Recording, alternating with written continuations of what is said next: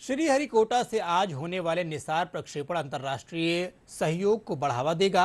केंद्रीय विज्ञान एवं प्रौद्योगिकी मंत्री डॉक्टर जितेंद्र सिंह ने बताया कि NASA ISRO synthetic aperture radar यानी निसार उपग्रह मिशन का बहुप्रतीक्षित प्रक्षेपण आज शाम 5:40 पर सतीश धवन अंतरिक्ष केंद्र से निर्धारित है। इस मिशन को भारत के GSLV F-16 रॉकेट से प्रक्षेपित किया जाएगा। उन्होंने कहा कि इसरो और अमेरिका के राष्ट्रीय वैमानिकी और नासा के बीच पहले संयुक्त पृथ्वी अवलोकन मिशन के रूप में यह एक निर्णायक क्षण है। निसार पूरे विश्व के लिए आपदाओं और कृषि और जलवायु से संबंधित वैश्विक डेटा प्रदान करेगा। अंतरिक्ष की ऊंचाइयों को छूने के लिए भारत एक बार फिर से तैयार है।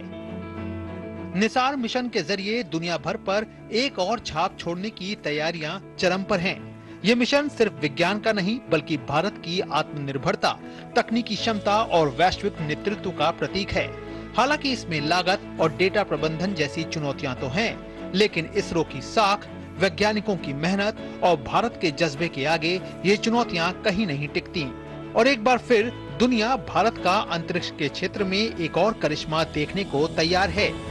इसके साथ ही निसार मिशन एक और प्रमाण है कि भारत किस तरह से विज्ञान के क्षेत्र की हर ऊंचाई पर अपना परचम लहरा रहा है और दुनिया को अपने जज्बे की ताकत दिखा रहा है। भारतीय अंतरिक्ष अनुसंधान संगठन और अमेरिकी अंतरिक्ष एजेंसी नासा मिलकर इतिहास रचने जा रहे हैं।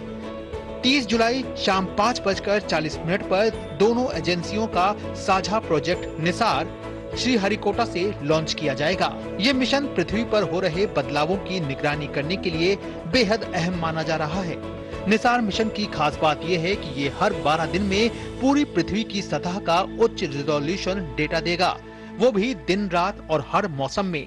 इस मिशन का कुल बजट लगभग $1.5 बिलियन है और ये इसरो और नासा के 1 दशक पुराने सहयोग का सबसे बड़ा नतीजा है।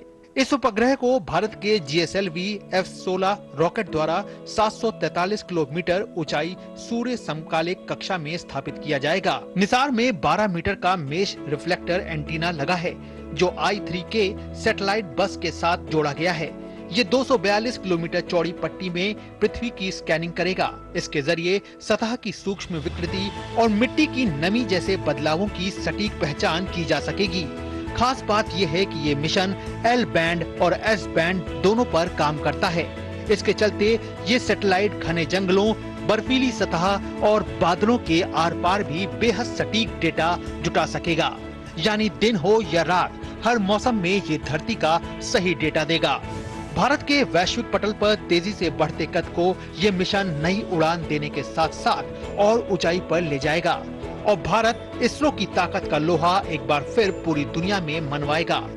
इस मिशन पर कड़ी नजर रख रहे केंद्रीय मंत्री डॉक्टर जितेंद्र सिंह ने कहा है कि ये प्रक्षेपण रणनीतिक, वैज्ञानिक साझेदारियों की परिपक्वता और उन्नत पृथ्वी अवलोकन प्रणालियों में एक विश्वसनीय वैश्विक खिलाड़ी के रूप में भारत के उदय को दर्शाता है। निसार मिशन के जरिए धरती पर आने वाली आपदाओं, विपरीत परिस्थितियों के बारे में सार्थक जानकारी जुटाकर उसके निवारण पर ध्यान केंद्रित किया जा सकेगा। खासकर कृषि और किसानों को बेहतर फसल योजना बनाने में मदद मिलेगी और सूखा या बाढ़ जैसी स्थितियों से पहले ही निपटा जा सकेगा। इसके अलावा ये जलवायु परिवर्तन पर भी नजर रखेगा। इन सभी बिंदुओं को ध्यान में रखकर इस मिशन को अंजाम दिया जा रहा है, जिसको लेकर वैज्ञानिक बेहद उत्साहित हैं। इसरो और अमेरिकी अंतरिक्ष एजेंसी नासा के इस संयुक्त मिशन निसार से पूरी दुनिया को काफी लाभ होगा। ये न केवल प्राकृतिक आपदाओं की भविष्यवाणी और प्रबंधन में सहायक होगा, बल्कि सटीक अनुमान लगाने में भी कारगर साबित होगा।